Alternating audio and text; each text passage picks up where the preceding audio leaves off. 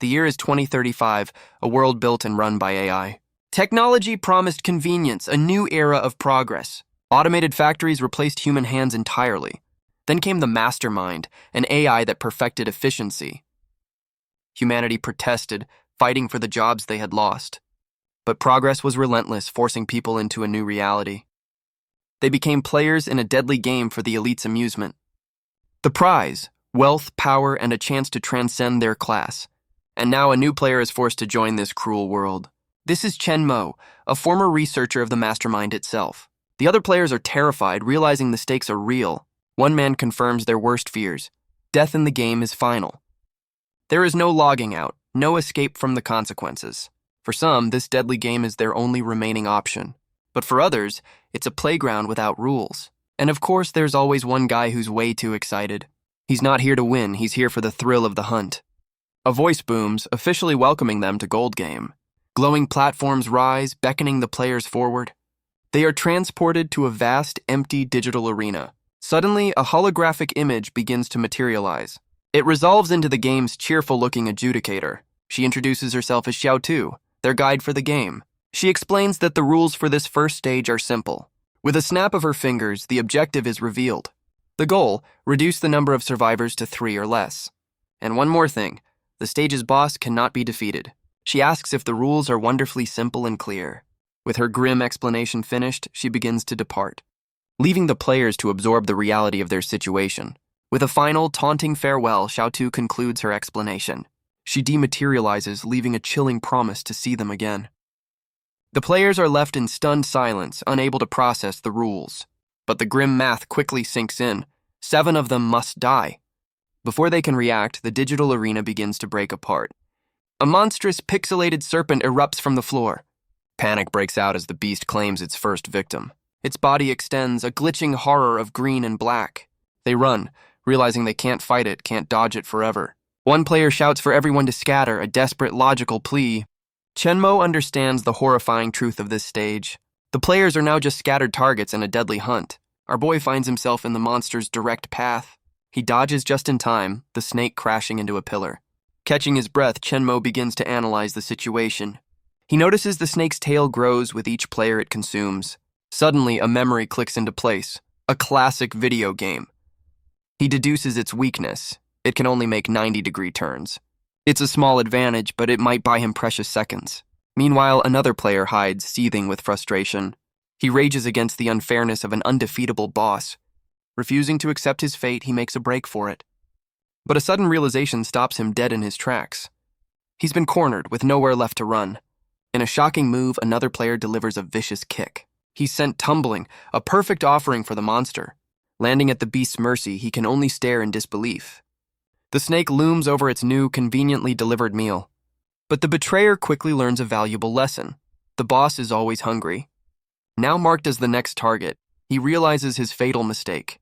The betrayer is trapped in a corner of his own making. Desperate, he decides to choose a new sacrifice for the snake. He flees, trying to lead the monster toward his intended target. But Chen Mo isn't panicking. He's analyzing the rules. He's found the hidden win condition. The snake must bite itself. It's a risky plan, but he knows he can't just wait to die. Before he can act, the desperate player closes in on him. He's grabbed from behind, a classic move from the coward's playbook.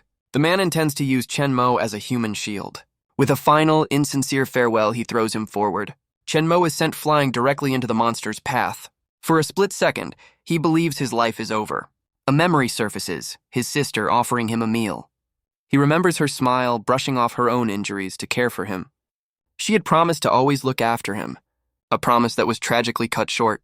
He recalls the day a sudden disaster shattered their lives. He lost his job as a researcher and was crushed by debt. When he was at his lowest, she refused to abandon him. He realizes she entered this cruel game just for his sake. She was determined to find a way to save him. But she never came back, and his vow to find her is cut short by the impact. The force of the blow sends him reeling. He's launched into the air, his mind screaming that he cannot die here. A blur of red and green as he fights against the inevitable. The monster's attack throws him high into the digital sky. He falls through a crimson void, helpless. His body goes limp as he plummets back toward the ground. He crashes onto the arena floor with a sickening thud. Lying broken, he feels his strength and his hope begin to fade. As his consciousness fades, he's filled with regret. But something flickers in his eye, a digital anomaly. Suddenly, a system message overrides the entire game. His identity as researcher Chen Mo has been detected. A unique system activates, granting him administrator privileges. His digital form reaches out into the strange data space. He finds himself before a holographic control panel. It's an attribute screen, just like in a classic RPG. He realizes this is his chance to turn the tables. His first instinct is to pour points into agility, but he quickly understands that running won't solve anything. To survive this, what he truly needs is strength. He reallocates everything, maxing out his power stat. The system confirms he can edit his stats anytime. Back in the arena, his broken body begins to mend. Digital energy surges, restoring his data and his life. He rises to his feet just as the monster closes in again. The snake roars, its eyes glowing with a furious red light. It lunges forward, ready to finish the job for good. Its pixelated fangs are the last thing most players see. The massive head descends like a glitching guillotine. But this time, its target is more than ready. Chen Mo raises a single hand to meet the attack head-on. He catches the beast's jaw, stopping its charge cold. With his newfound strength, he holds the monster at bay. His eyes blaze with power as he taunts the creature. He roars back, ready to see who the real predator is. With a final desperate push, he redirects its attack. The snake's own momentum becomes its undoing. He forces its head down, making it bite its own body. The resulting shockwave sends Chen Mo flying. He lands hard, the digital ground cracking beneath him. But he's far from broken, catching his breath with cold focus. A powerful blue aura now surrounds him, a testament to his new power. The other players can only stare, questioning if he's even human. He sees the snake recoiling, confirming his attack had an effect. But he knows his current strength isn't enough to destroy it. Even with maxed out strength, he could only hold it off briefly. He realizes brute force isn't the answer. He needs to be smarter. It's time to go back to his original plan, using the game's own rules. He will force the snake to attack its own body. He uses the monster's massive frame as his own personal racetrack. He knows its only weakness is the core rule of the classic game. With a powerful shove, he forces the beast's head downward. He leaps away just as the monster's jaws close in. Sliding to a stop, he watches his plan unfold. His eyes burn with intensity, challenging the beast to finish the job. The snake lunges, its own body the target of its rage. Its fangs slam down, a direct hit on its pixelated tail. But something is wrong. The expected result doesn't happen. A protective barrier activates, preventing the self-destruct. Chen Mo realizes the mastermind patched this obvious weakness. The snake slithers away, its invulnerability seemingly confirmed. With its only weakness gone, the situation seems hopeless again. He now understands the true nature of the game's trap. It's designed to make players kill each other for the elite's amusement. But he's not giving up. There's still a way to win. He just needs someone to attract the beast's attention. And what a perfect distraction he's just found. He pulls up his hood, a plan forming. He's found the perfect volunteer. The man who betrayed Chen Mo and his crew are hiding nearby. Their leader has a simple plan: hide and let everyone else die. His men praise his genius, hoping Chen Mo will do the dirty work for them. But a voice from the shadows interrupts their cowardly scheming. Chen Mo emerges, asking if they'd forgotten about him. The three men are frozen in shock, their hiding spot compromised. In an instant, Chen Mo has the betrayer pinned against the wall. He gives him a simple warning: one wrong move and it's game over. Suddenly desperate, the man tries to bargain for his life. Chen Mo isn't interested in excuses, only in results. One of the man's loyal followers tries to intervene, but Chen Mo swats him away without even looking. The goon is sent crashing into the wall with brutal force. His boss can only watch, seething with helpless rage. Chen Mo quickly puts an end to his outburst, pinning him down. He explains that he has a plan, but it requires a volunteer. He offers the man a choice: be the bait or be eliminated now. Under pressure, the coward quickly agrees to the terms. He tells himself he's just biding his time for revenge. Sure you are, buddy. Chen Mo releases him with a final warning not to mess up. As they run, the last remaining follower expresses his doubts. But the leader smirks, revealing he has no intention of being the bait. He's found another group of players hiding in a corner. He passes the buck, ordering them to lure the beast for him. The new players are terrified, refusing to be sacrifices. So the betrayer turns to one of his own brothers and promptly kicks him forward as the next offering. The man lands right in the path of the approaching monster. Its massive jaws open, a glitching abyss of certain doom. And just like that, another player is deleted from the game. The remaining players can only watch in horror at his cruelty. The betrayer roars, threatening to eliminate them all himself. He orders them to run to become the new bait for the monster, but as they flee, he grabs one of the women, stopping her. He tells her she should stay with him. His grip tightens, a clear and unspoken threat. He offers her a twisted deal: join him, and they'll be the last three standing. The other two are sent running toward their doom, a classic case of passing the buck. The monster claims another victim, thinning the herd once more. The betrayer forces the woman to look at him, ensuring her loyalty. Terrified, she quickly agrees to his every demand. His last remaining follower questions the plan's viability, but the leader reveals he doesn't care if she survives. His true target is Chen Mo, who he vows to kill for the earlier humiliation. Just then, his follower shouts a warning. The snake is coming for them. The betrayer smirks. This is the perfect opportunity to strike. They run towards Chen Mo, announcing they've brought the beast as requested. Chen Mo watches them approach, already marking the betrayer as a problem to be solved. He calmly explains the simple win condition of the classic game. The follower is hopeful, but the leader scoffs, calling it useless. He reveals the snake has a shield, a fact he learned the hard way. But Chen Mo appears behind him, delivering a swift punch to the gut. With a new sense of urgency, the group agrees to follow his lead. Chen Mo directs them, telling them to jump to the inner side of the beast's body. The betrayer scrambles for safety, leaving his new allies behind. The snake's head closes in as Chen Mo watches his plan unfold. Seeing an opening, the betrayer decides it's time to turn on Chen Mo. But our boy is one step ahead, his eyes flaring with blue energy. He launches himself into the air, unleashing a powerful surge of data. The betrayer can only stare as the attack is reflected in his terrified eyes. The betrayer watches in disbelief as Chen Mo rides the beast. The data surge slams into the betrayer with brutal force. He screams in agony as his arm is torn apart by the blast. But the attack wasn't just for him, it was for the snake. Its pixelated body begins to crack under the strain. The monster roars, finally feeling the sting of a real attack. The betrayer lies defeated on the ground, cursing Chen Mo's name. He vows this isn't over, promising to make our boy pay. A system message appears. Chen Mo has leveled up. He's also unlocked a hidden achievement, Snake Hunter. But he's confused. His attack should have been fatal. He realizes with dawning horror that the beast is still alive. Just then, Xiaotu reappears with a round of applause. She congratulates the 4 survivors on clearing the stage. She announces that the MVP will receive a special bonus. The other players check their own stats, a small reward for survival.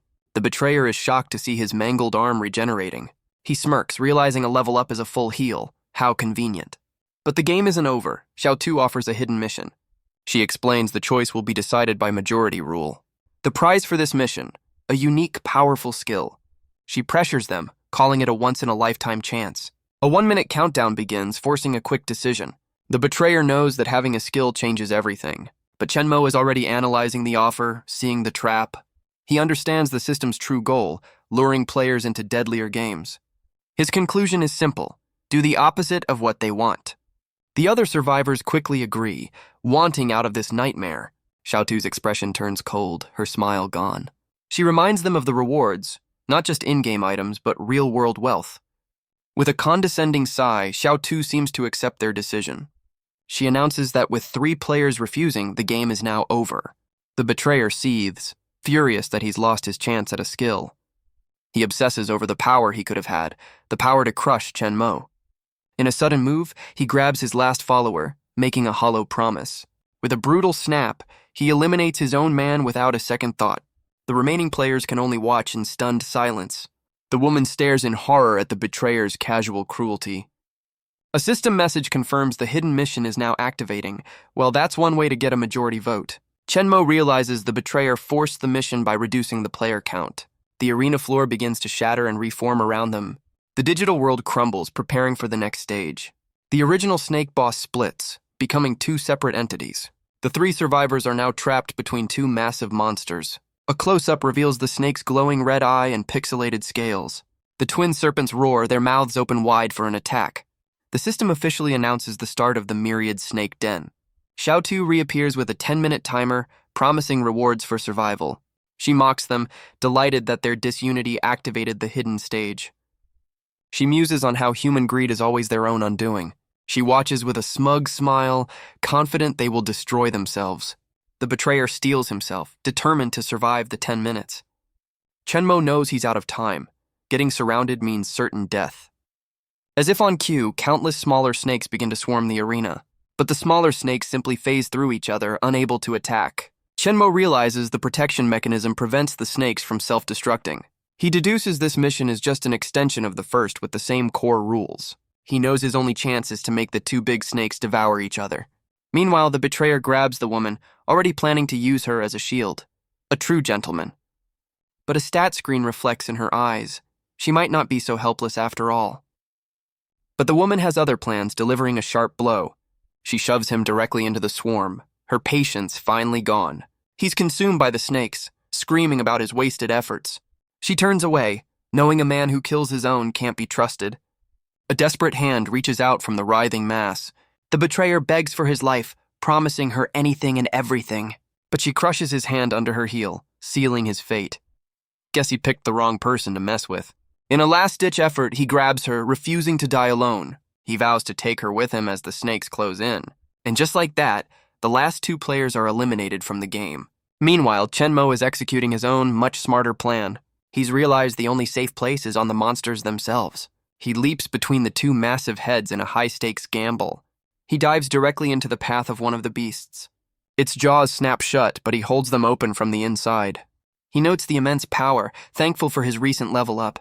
Using one snake as a platform, he prepares to lure the other. He shouts, drawing the second monster's attention to him. The other snake lunges, aiming for its twin's open mouth. Chenmo leaps away at the last possible second. The two serpents collide, their fangs sinking into each other. They shatter into a storm of digital energy, their own code undone. Chenmo lands safely as the arena crumbles around him. A system message confirms his victory and showers him with rewards. He focuses on a new ability, code replication. The system offers him the chance to copy the defeated boss. He accepts without a moment's hesitation. Is that even a question? He acquires the gluttonous snake code, holding it in his hand. A confident smirk spreads across his face. He has a new weapon. Xiao Tu reappears, congratulating the sole survivor of the game. Chenmo realizes the game is a screening process for the mastermind. He recalls a crucial detail about the game's adjudicators. They are fragments of the mastermind's authority, and he can hunt them. Xiao Tu tries to get his attention, unaware of his dark intentions. With his new weapon in hand, he gives a simple command. The gluttonous snake materializes, looming over the terrified guide. She panics, screaming that he's cheating. Rules are for other people, apparently. But her protests are cut short as the beast consumes her whole. A system notification confirms he's acquired a fraction of the mastermind's power. He was right. Now he just has to hunt the rest without being discovered. For now, though, his digital form begins to log out of the game. Chenmo wakes with a start, back in the quiet of his own room. He rips the VR helmet from his head, gasping for air. He sits up, the reality of his survival slowly sinking in. His thoughts immediately turn to his sister. Has she endured the same horror? He reaches for his phone, desperate for any news. A message confirms his victory, and a massive cash prize from live stream donations. He scoffs at the amount, realizing why so many are lured into this deadly world. But the money means nothing. He quickly pulls up a contact. He tries to call his sister, but the line is dead. The call goes unanswered, his worry growing with every passing second. He collapses onto his bed, staring at the ceiling, wondering where she could be. His frustration quickly hardens into grim determination. He remembers his past, his stubborn opposition to the game's creation. A flashback shows happier times before he was framed and lost everything. He knows she entered the game for one reason, to save him from his debt. The memory fuels his anger, his grip tightening on the phone. She vanished after sending him money, but he has one lead, she's still in the game. There's no more time to waste, he has to go back in. He makes a solemn vow. This time, he'll be the one to protect her. Meanwhile, in the neon-drenched streets of the real world, Chenmo's victory is being broadcast live in a high-end player lounge. A few veteran players take notice, impressed that he knew the snake's weakness. The group's leader, Tian Quan, likes Chenmo's ruthless style and considers recruiting him. But his companion, a masked woman, is thoroughly unimpressed. The vice captain, Fei Ying, scoffs at the low quality of the new players. She declares that none of them are worthy of joining their team. Her captain can only laugh at her incredibly high standards. He teases her for being the nightmare of newbies, but she doesn't budge. For her, it will always be quality over quantity. Back in his apartment, Chenmo's phone suddenly begins to ring.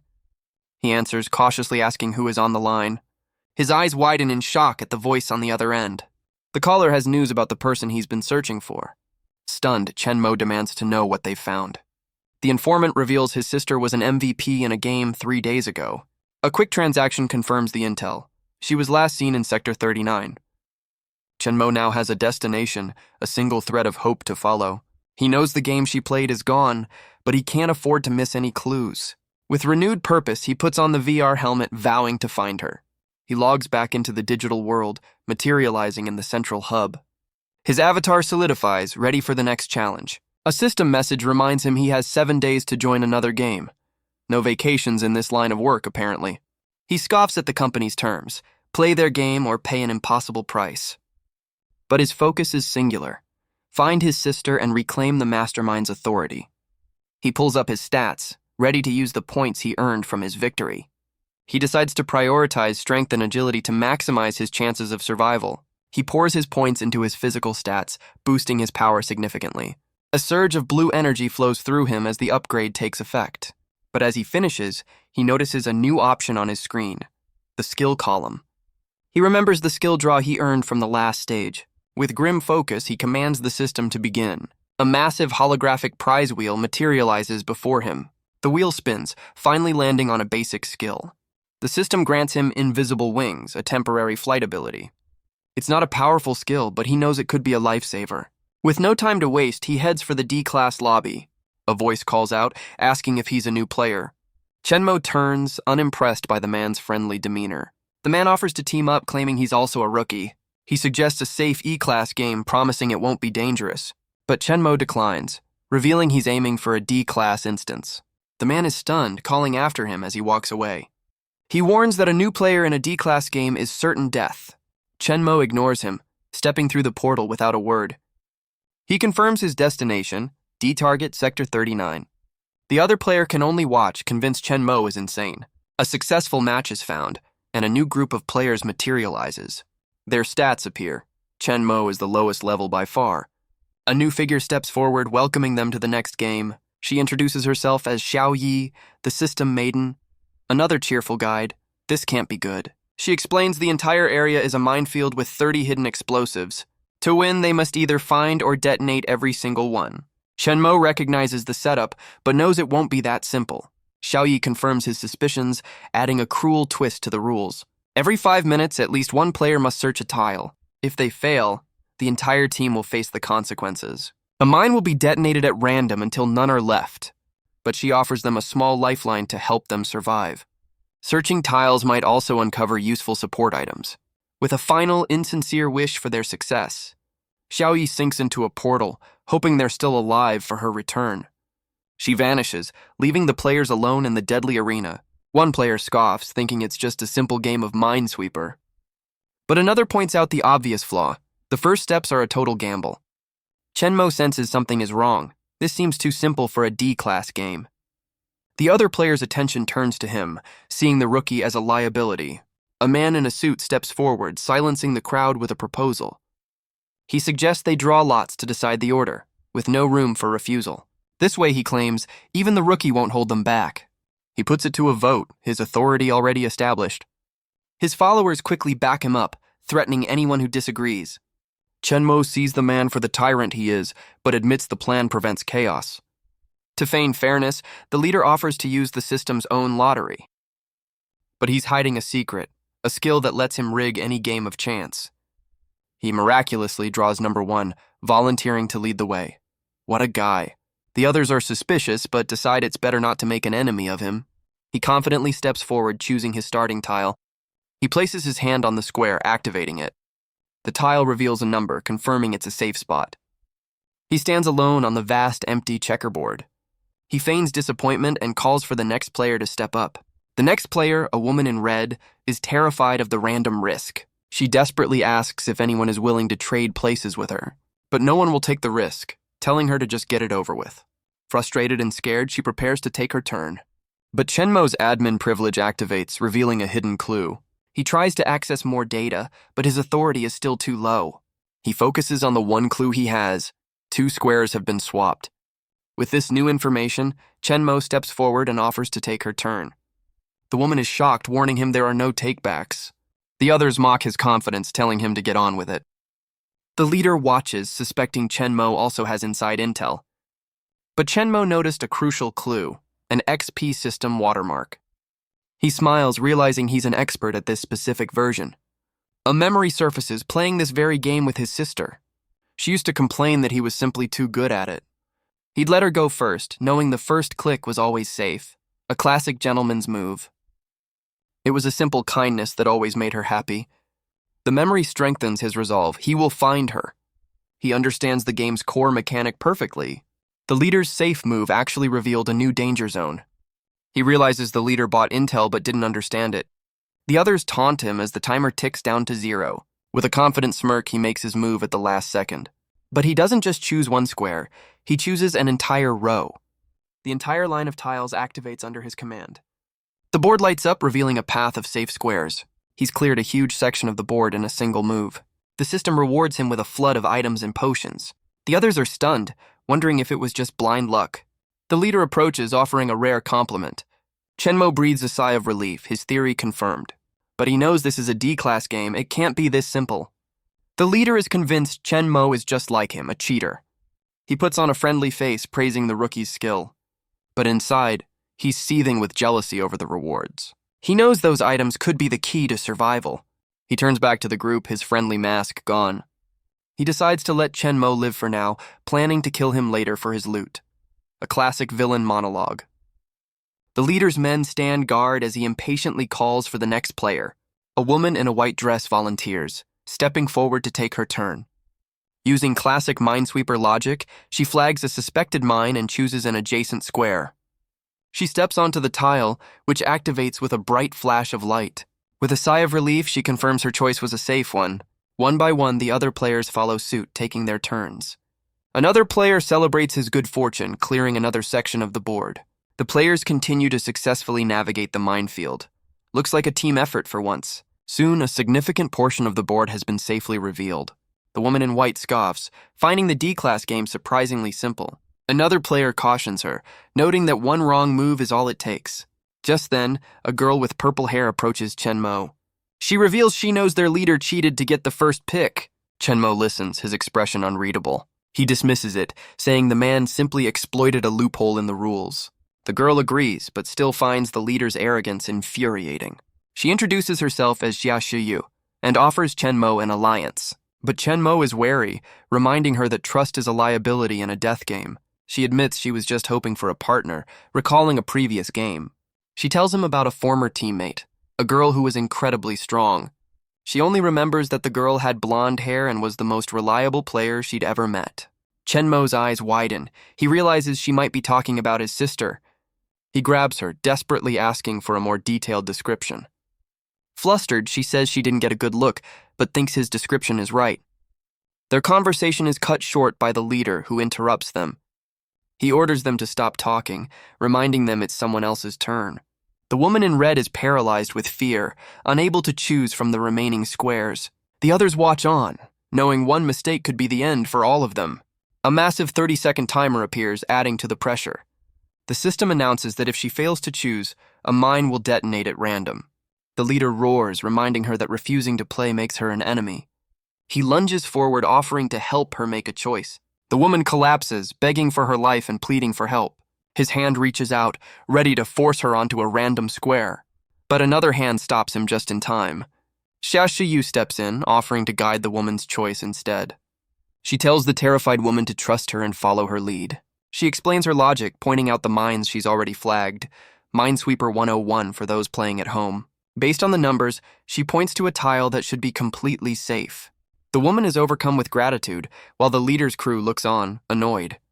Xia Shiyu calms the leader down as the woman steps onto the board. She places her foot on the tile with newfound confidence. For a moment, everything seems fine. She celebrates her survival, thanking Xia Shiyu for the help. But a sudden, horrifying realization dawns on her face. The tile beneath her glows an ominous red. The other players watch in shock as she questions the betrayal. Chen Mo screams a desperate warning for everyone to take cover. A massive explosion rips through the arena floor. The blast consumes the woman and several others caught in the radius. Chen Mo activates his invisible wings, shielding himself from the blast. The leader orders his men to deploy a protective shield. But even with the barrier, One of his men is still badly injured. The smoke clears, revealing several players have been eliminated. A massive crater is all that's left of the safe zone. Chen Mo and Xia Shiyu stare at the destruction, completely baffled. He knows that Square was supposed to be safe. Something is terribly wrong. An injured survivor confronts Xia Shiyu, accusing her of sending them to their doom. The woman in white joins in, branding her a murderer. She grabs Xia Shiyu, terrified that she's next and demanding she take responsibility. But Xia Shiyu is done with the accusations, calling them out for their hypocrisy. She reminds them they all agreed with her logic and are just looking for a scapegoat. Chen Mo, however, knows her math was sound. The problem is something they can't see. He replays the moment in his mind, certain the square should have been safe. He scans the board, convinced he's missed a crucial piece of the puzzle. And then, in a flash of insight, he sees it. He realizes with dawning horror that the numbers on the board have changed. But the other players have already decided on their verdict, preparing to eliminate Xia Shiyu. Mob justice is always so reasonable. She stands her ground, ready to take on the entire group. She reveals her skill, gravity control, threatening to drop them all into the minefield. The leader and his men hesitate, realizing she's not an easy target. Suddenly, a hand rests on her shoulder, stopping the confrontation. It's Chen Mo, and she immediately assumes he's joining the mob against her. But our boy remains calm, his focus on the bigger picture. He silences the crowd, announcing his discovery. The mines are moving. The others are skeptical, questioning how the game could even be possible. The leader, however, is intrigued by this new deadly twist. Chen Mo explains how the numbers on the board have shifted. He pinpoints the exact moment the mine moved, causing the fatal explosion. The other players finally understand, recalling the victim was safe for a moment. Chen Mo then turns on Xia Shiyu, accusing her of using the woman as a test subject. He asks if she wants him to spell out the rest of her plan. Stunned, she asks how he knew and why he's defending her. He makes it clear this isn't about helping her. He needs her power to survive. Xia Shiyu seems to relax, a confident smirk returning to her face. She scoffs at his help, claiming she never needed a rookie's assistance.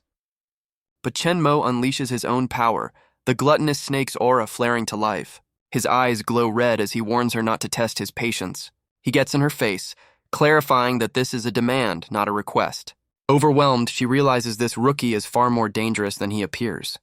She realizes that with the information he wants, he's unlikely to betray her. Her demeanor shifts instantly, offering to help him out of a sense of fairness. She reveals her skill, Heavenly Eye, has limited uses per game. The leader and his men scoff, doubting Chen Mo's memory of the numbers. But Chen Mo is certain, stating his background as a programmer makes him sure. The leader dismisses the theory, urging them to move on before time runs out. Chen Mo takes a breath, tired of their refusal to see the truth. He addresses the group, explaining there's a simple way to verify his claim. He reveals his own detection skill has located a mine next to a safe square. A close-up shows a mine detector confirming his words, and the only way to prove it, he says, is for someone to step on it. Any volunteers?